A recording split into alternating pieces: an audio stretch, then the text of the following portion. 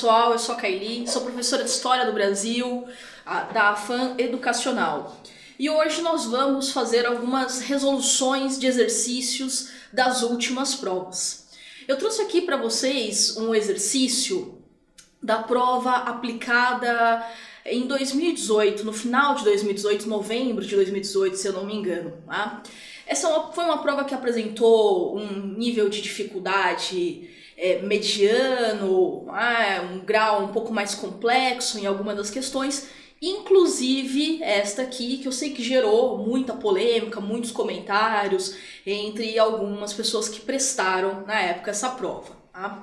Então, essa questão, ele começa assim: observe a imagem e leia o trecho a seguir. Essa é uma característica muito comum das provas da VUNESP, a utilização de imagens e de textos, né? Então, recursos gráficos, que é o caso dessa questão. Uma coisa positiva é que, como a prova é colorida, isso facilita um pouco, tá bom? Então, se a gente olha esta imagem aqui, detalhe da obra Batalha dos Guararapes, óleo sobre tela, autor desconhecido, século XVIII, mais precisamente 1758. Só um pequeno detalhe na prova, essa aqui foi a imagem fornecida pela VUNESP.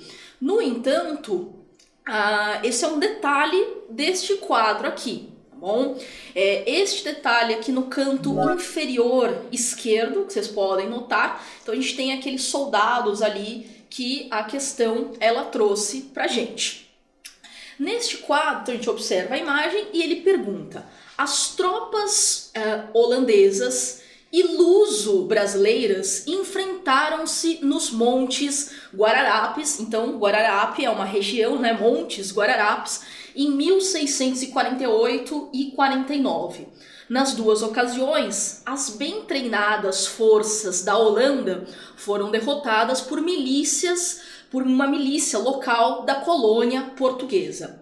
As batalhas travadas nos Guararapes são consideradas decisivas para a expulsão dos holandeses, que ainda levariam 5 anos para se concretizar. Bom, vamos lá, pequenos detalhes. Como a VUNESP, ela tradicionalmente utiliza muitos textos, recursos de imagens, é importante que a gente observe tudo que a prova está nos oferecendo, todas as informações possíveis. Então, se tiver um título, a gente vai ler esse título. Se tiver uma legenda, nós vamos ler essa legenda. Se tiver uma referência, como é o caso, nós vamos ler esta referência. Então, isso aqui é de um livro, da Lilia e da Heloísa Starling, Brasil, uma biografia. É um livro que está bem conceituado entre os historiadores, e a VUNESP utilizou essa obra em outras questões também, inclusive. Então vamos lá, alguns detalhes aqui sobre o texto.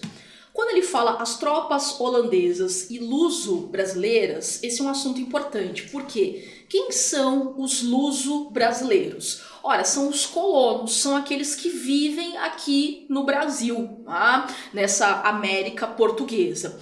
Por que luso-brasileiros e não simplesmente brasileiros? Aqui, as pessoas que viviam aqui, elas não gostavam de serem chamadas de brasileiras. Por quê? Porque tinha uma conotação negativa ainda. Porque os brasileiros, eles eram vistos como os índios, os nativos, os selvagens. Então estes europeus, esses descendentes de europeus que viviam aqui, a última coisa que eles queriam era serem comparados àqueles selvagens, ou brasis, como se chamava no passado, inclusive.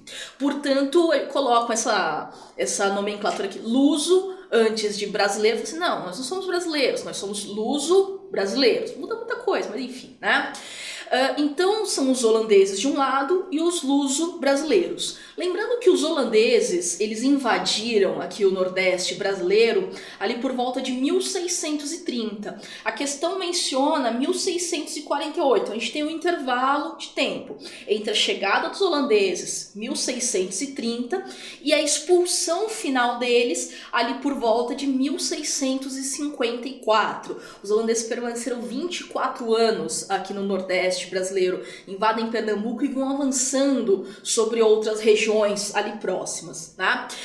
Tanto é que na questão ele fala que as batalhas ali de Guararapes, os luso-brasileiros tiveram sucesso contra, né, as tropas holandesas, que só seriam expulsas cerca de 5 anos depois. Voltando à imagem, isso vai ajudar bastante a gente a resolver a questão. Então ali o canto inferior esquerdo é onde aparece o detalhe, né, desse quadro maior. Nessa imagem a gente observa dois lados, basicamente. Então, nesse lado esquerdo da imagem, nós temos os ditos luso-brasileiros. E do lado direito da imagem, nós temos os holandeses. Ora, como eu sei diferenciar quem são os holandeses dos lusos brasileiros? Simples, os holandeses, eles carregam bandeirinhas. Notem que eles estão segurando bandeirinhas, são as bandeiras da Holanda. Então a gente consegue fazer essa diferenciação. Bom, feita essa análise inicial sobre o texto ali, o breve texto e essa imagem, vamos às alternativas. Vejamos.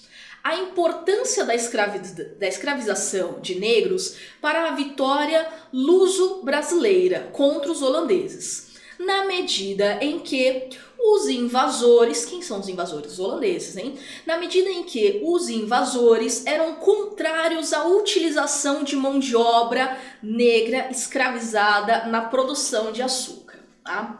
Vamos pensar então. Os holandeses, eles têm uma importante participação na empresa açucareira, tá? Desde os tempos dos portugueses, eles têm essa importante participação. Os holandeses, eles sabem da importância da mão de obra escravizada, negra no caso, na produção do açúcar. Portanto, eles não seriam contrários, tá? O que aconteceu de fato é que os holandeses, eles invadiram o Nordeste brasileiro, mais especificamente a região de Pernambuco, porque aquela era uma das principais áreas produtoras de açúcar, e eles tentaram, na medida do possível, é claro, manter o mesmo sistema ali de produção que os portugueses vinham adotando até então. Portanto, os holandeses não eram contrários à escravização. Sim, eles utilizaram escravos negros. Portanto, a alternativa A está errada. B. A violência do processo de escravização, pois os negros presentes nas batalhas estavam lá apenas obedecendo ordens de seus senhores e correndo o risco de serem castigados em caso de derrota dos holandeses. Vamos voltar à imagem. Na questão, a imagem oferecida, esse detalhe do quadro da Batalha dos Guararapes, mostra exatamente o que? Soldados negros. Esses soldados, só título de curiosidade, são os chamados Henriques, tá?